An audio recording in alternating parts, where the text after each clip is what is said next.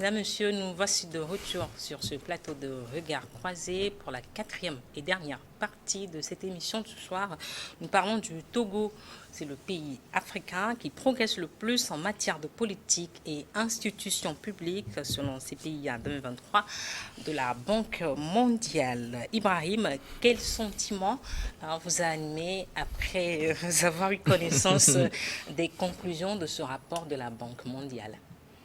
Bon, mais un sentiment de fierté, fierté en ce sens que, vous savez, tous les pays font un effort nécessaire pour attirer des investisseurs. Et lorsque votre pays est bien classé et que votre pays envoie des signaux au reste du monde, des signaux de réforme, des signaux de climat prospère pour les affaires dans le pays, ça ne peut que vous encourager parce que quand on prend un peu le volet climat des affaires et qu'on arrive à avoir des investisseurs étrangers qui s'implantent dans notre pays, qui arrivent dans le pays, c'est que du coup, le problème de l'emploi, vous comprenez, va être résorbé. Il y a aussi l'autre facette, c'est que quand les fonds étrangers arrivent dans un pays, ça booste l'économie et ça apporte un peu plus de prospérité au point de vue social et tout le reste que vous savez.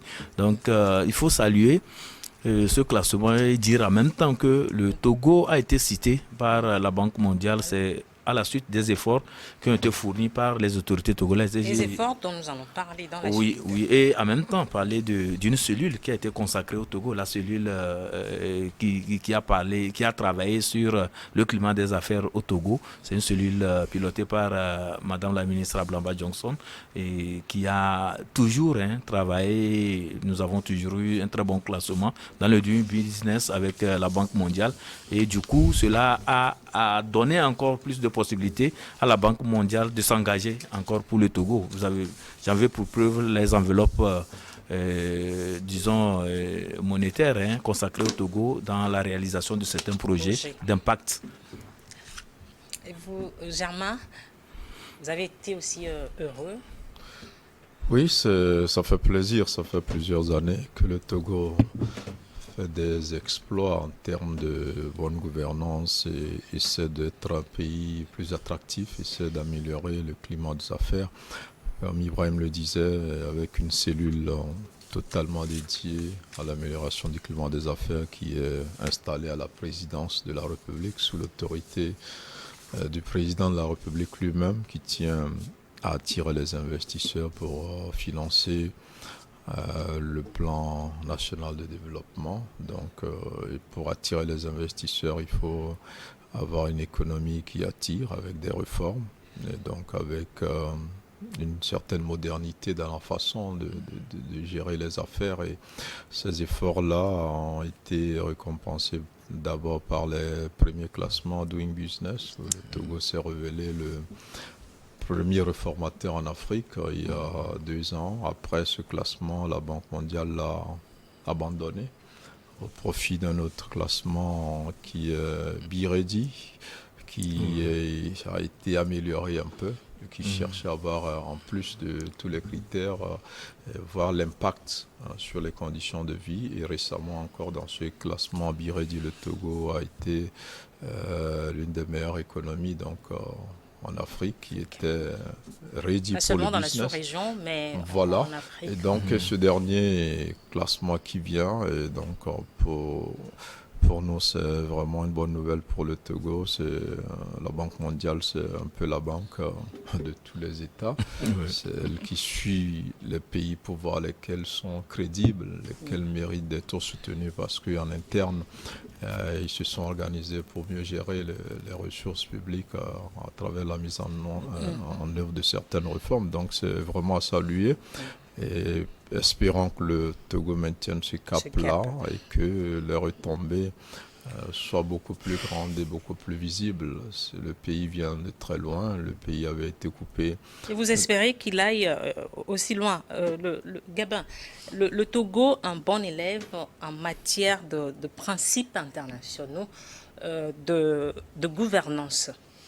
Ah oui, vous savez, ça fait depuis 2005, depuis que le chef de l'État a pris le pouvoir, la magistrature suprême, il y a des efforts qui ont été faits. Ces efforts-là se sont accentués depuis 2010 par beaucoup de programmes, des programmes de lutte contre l'exclusion sociale, des programmes de promotion de la gente féminine, de parité genre, les programmes d'ajustement structurel un peu partout. Donc, c'est c'est un couronnement, on peut le dire, parce qu'ils ne sont pas des institutions qui sont levées tout de go pour pondre un rapport. Ils ont fait des enquêtes et ils ont véritablement constaté que le Togo est en train de faire des efforts sous l'impulsion du chef de l'État. Et on vient de le dire, il y a carrément un cabinet qui a été créé pour ce genre de choses. Ça veut dire que le pays qui vient de très loin, le doyen allait aborder le sujet par rapport à la coupure de la coopération avec le Togo. Aujourd'hui, le pays est en train de renouer avec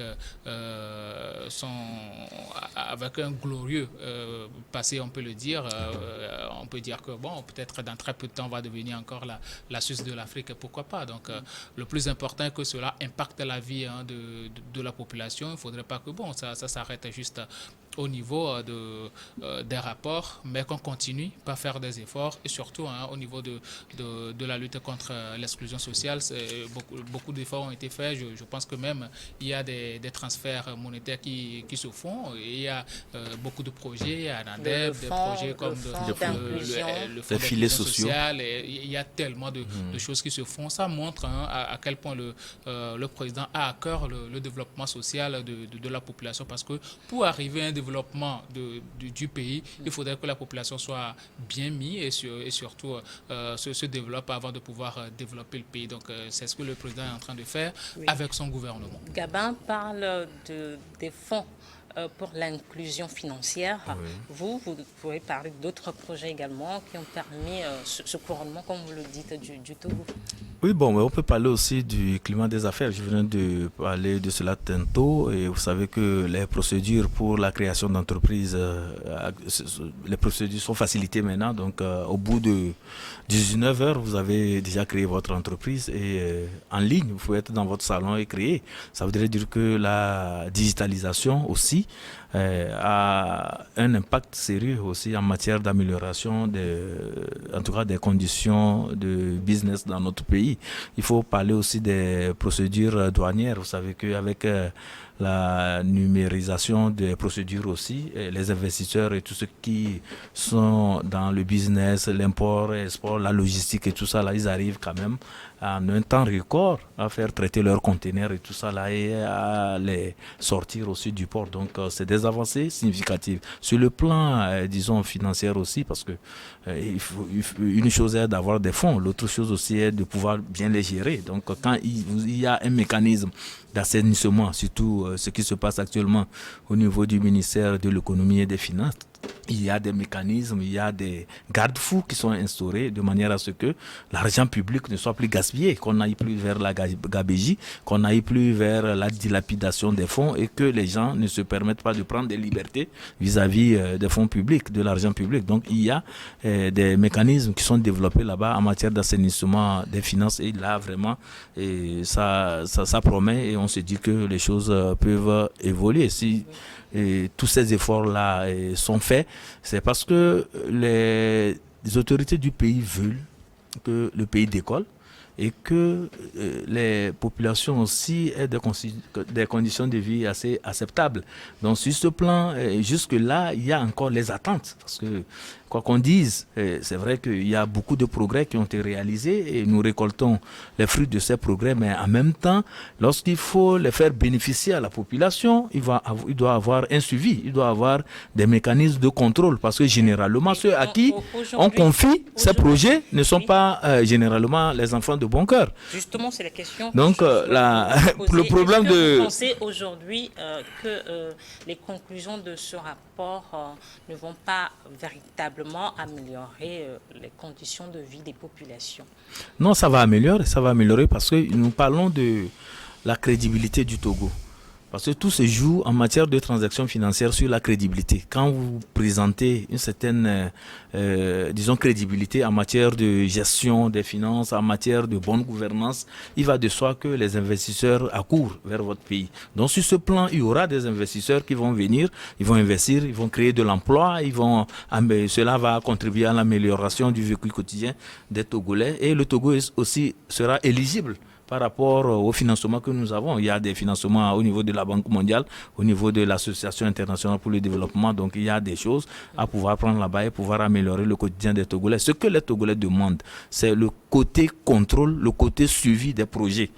Le suivi des projets Germain Poli, vous êtes du même avis que Ibrahim?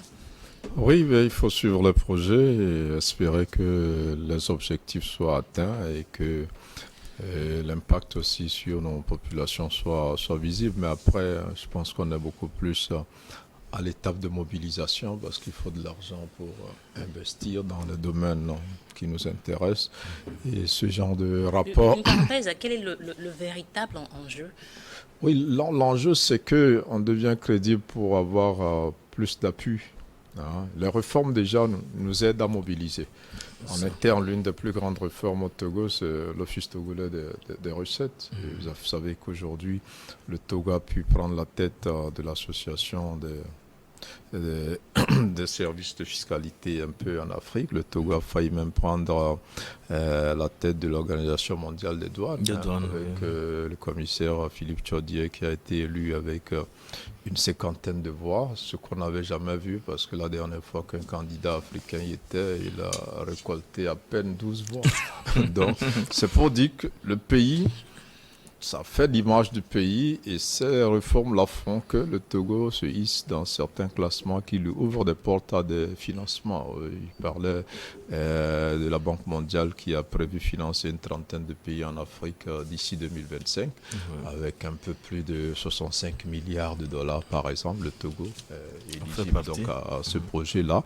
Et la Banque mondiale qui est la banque des États a augmenté aussi ce financement au Togo. Aujourd'hui, ça fait plus de 1000 milliards dont bénéficie le Togo. Et donc, tous les pays, je crois que travaillent pour cela. Vous avez vu que le Ghana à côté, en tant qu'il a voulu s'affranchir de ces institutions internationales, a dû déchanter, a dû revenir en arrière et demander le soutien et l'accompagnement. Pendant ce temps, le Togo, quand même, il faut dire que c'est des institutions assez rigoureuses qui vous obligent à faire certaines réformes qui sont douloureuses, qui vous obligent à mettre de l'ordre dans vos affaires parce qu'ils vont mettre de l'argent à votre disposition. Ils veulent être sûrs que vous pourrez rembourser et que vous allez bien gérer cet argent-là. Et donc, tout ça fait partie des réformes. Donc, on ne peut que le saluer et espérer que le Togo... C'est sur la base de ces indicateurs regroupés dans 4 catégories que se font ces évaluations.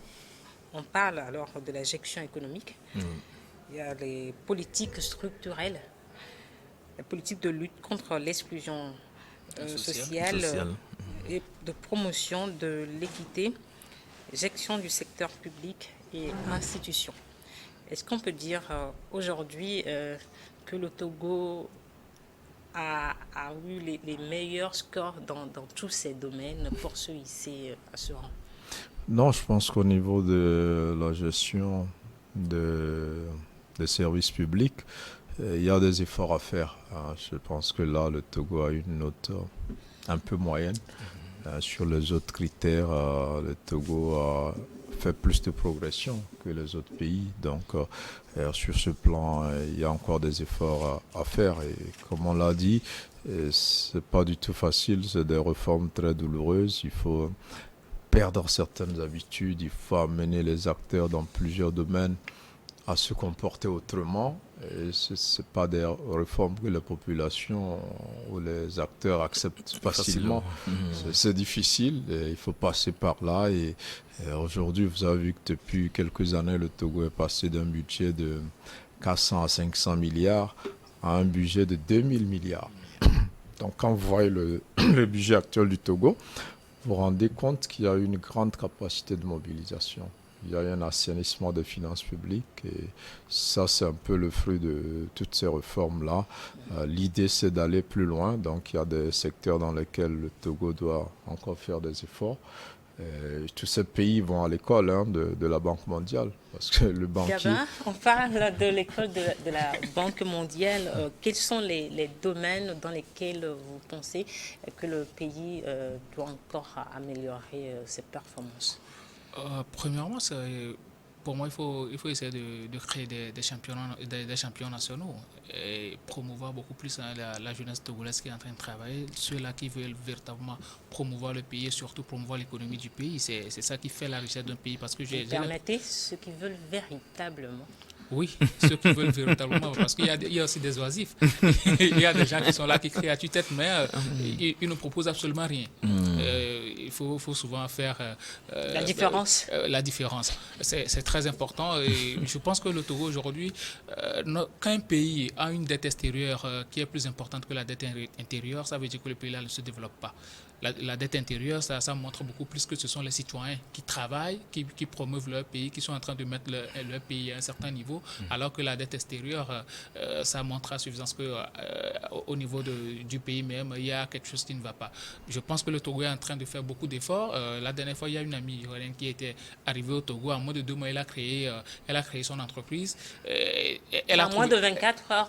En moins de 24 heures. Mais l'autre, c'est une étrangère. Avec, bon, elle a fait ça. Non, il y a des conditions parce qu'il faut faire pour aussi, créer l'entreprise, elle m'a dit que c'était tellement facile que elle n'a pas cru que bon, elle a son entreprise aujourd'hui. Bon, elle fait ses petites activités. Donc pour moi, le Togo a les meilleurs tests et on peut aller encore loin. Maintenant sur la gestion publique, c'est là où il y a problème. Et c'est là qu'on a eu la plus mauvaise note d'ailleurs.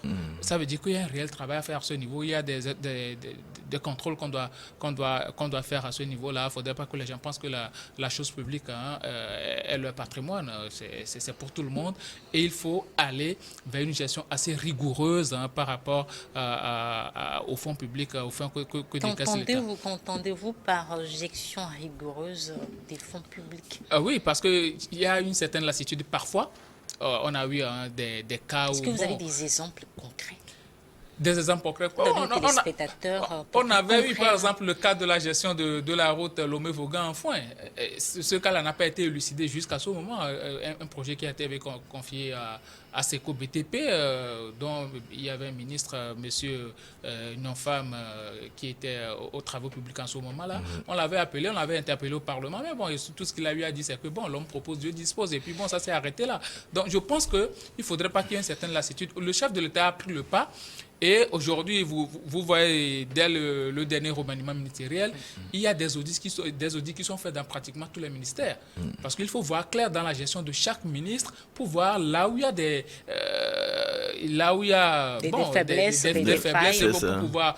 donc je pense que le chef de l'État, en grand économiste qu'il est, il est en train de voir réellement là où il y a les faiblesses et il faut corriger. Parce que vous savez, c'est un humain comme nous, il ne peut pas tout faire à tout moment. C'est en avançant qu'il peut voir là où il y a des défauts, où il y a des faiblesses et bon, il peut combler les trous. Et je pense qu'aujourd'hui, tous les Togolais doivent se sentir concernés par rapport au développement du pays. Et surtout, le gouvernement doit tout faire pour pouvoir favoriser la jeunesse togolaise qui est en train de se battre pour pouvoir sortir la tête de l'eau. C'est en se développant... Est-ce qu'en laissant cette jeunesse créer son entreprise en moins de 24 heures n'est pas déjà la favoriser? Oui, c'est une bonne chose. Déjà, créer son entreprise en moins de 24 heures, c'est une très bonne chose. Maintenant, comment faire pour pouvoir accompagner celui-là? C'est ça le problème. Parce que la plupart du temps, on crée des entreprises ou bien on crée une société qui sont très faibles. Qui ont des pieds d'argile en fait. Oui. Donc, il va falloir qu'on les accompagne. La plupart du temps, tu crées ton entreprise aujourd'hui, bien tu ouvres ta boutique, 2 jours, 3 jours après, l'auteur se pointe. Parce que l'OTR, c'est le plus fisc. grand. C'est le fisc. le plus grand Et c'est normal. Un budget de l'État togolais. Donc, eux, ils sont dans leurs prévisions, ils doivent renflouer la caisse de l'État. C'est tout à fait normal. Maintenant, je pense qu'au niveau de l'OTR, ils doivent s'organiser pour pouvoir accompagner ces jeunes entreprises-là. Pourquoi pas leur donner des assistants techniques pour pouvoir les accompagner à améliorer leurs revenus. Parce que si ces entreprises sont assez viables, c'est l'OTR qui en tire beaucoup plus de profit. Ne pas les tuer dans l'œuf. Ah oui. Oui. Alors, Germain, est-ce qu'il y a des mécanismes aujourd'hui pour que cela ne se répète plus?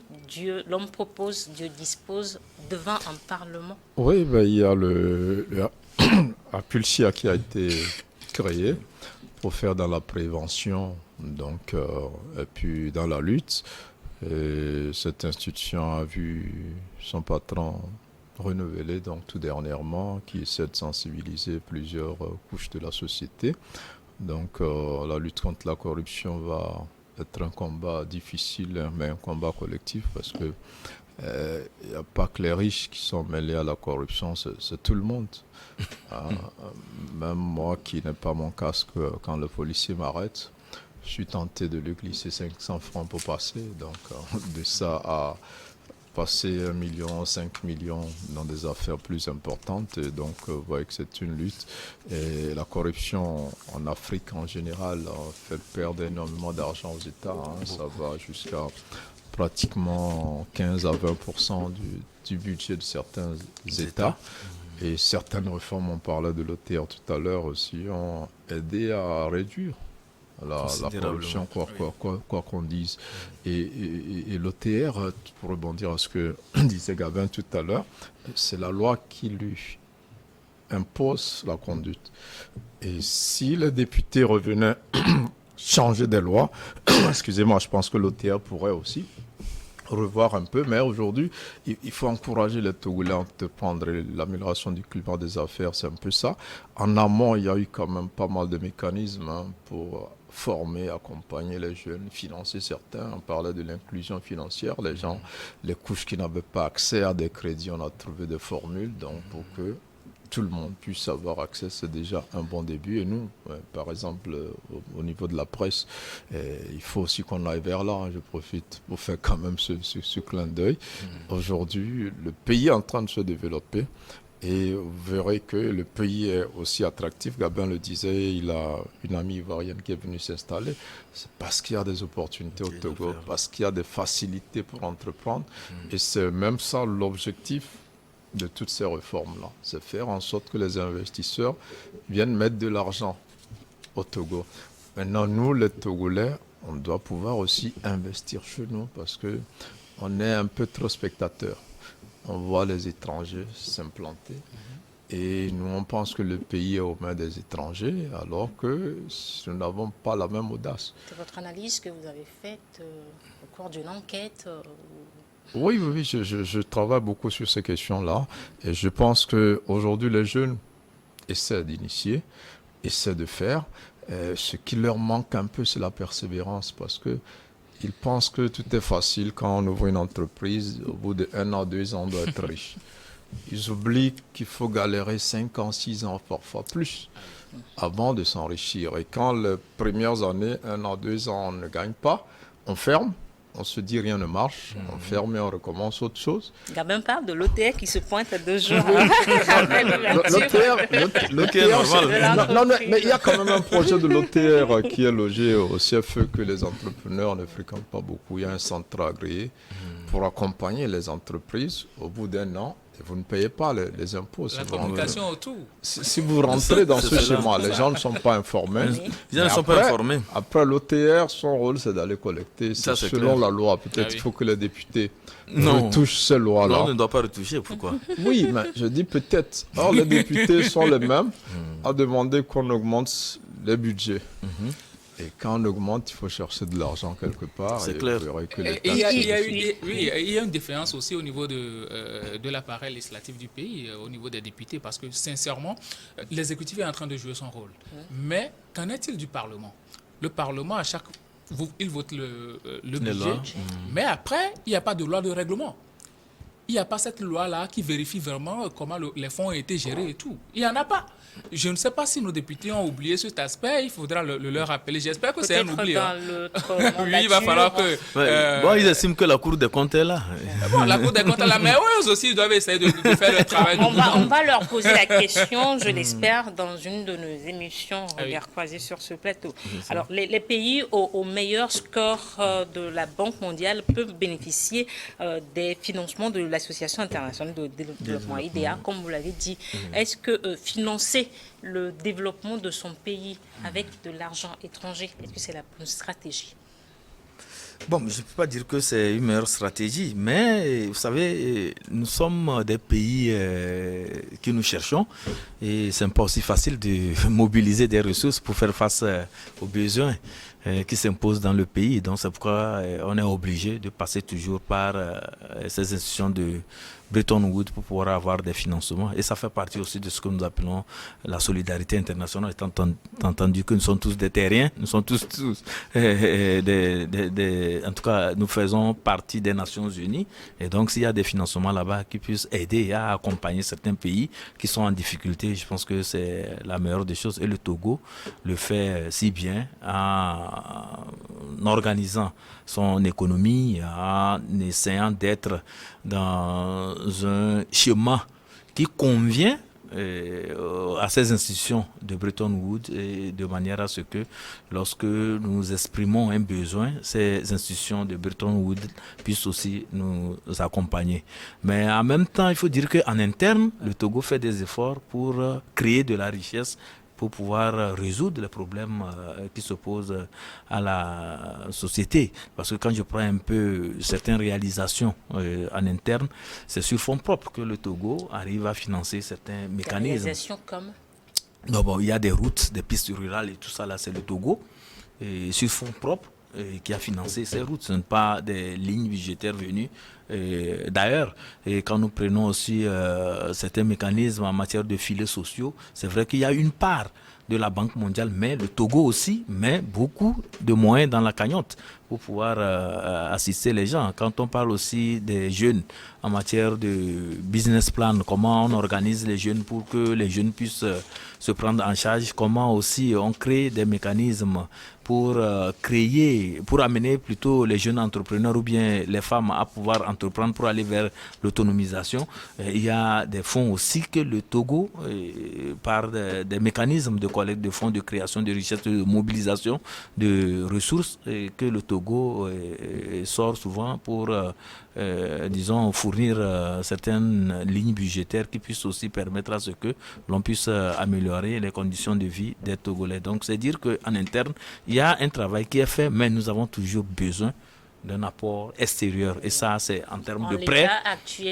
En l'état actuel de nos ressources et de nos capacités de mobilisation des fonds, on a toujours besoin d'un accompagnement extérieur. Et vous savez, un peu partout, c'est la même chose. Les relations entre bailleurs de fonds et des pays africains ne rappellent pas toujours de très bons souvenirs. Non, c'est vrai, ce n'est pas du philanthropisme. Des années 90 avec les... Je suis tout à fait d'accord. On peut dire aujourd'hui que la donne a changé.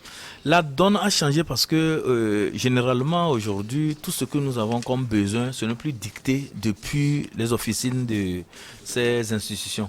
C'est des études qui sont faites sur le terrain et c'est à la suite de ça qu'on établit le besoin réel des populations, le besoin réel du pays et on soumet le projet à l'appréciation du bailleur. Ce ne sont plus les histoires de quelqu'un qui impose des projets. Non, avant c'était les bailleurs qui imposaient les projets.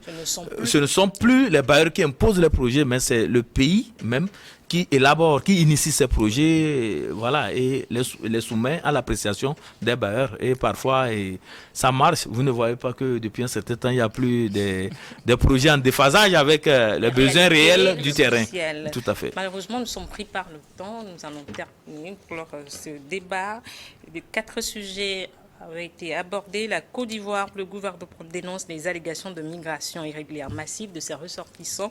Le Niger, où le Forum national inclusif est le seul cadre pour un plan de sortie de crise selon le CNSP.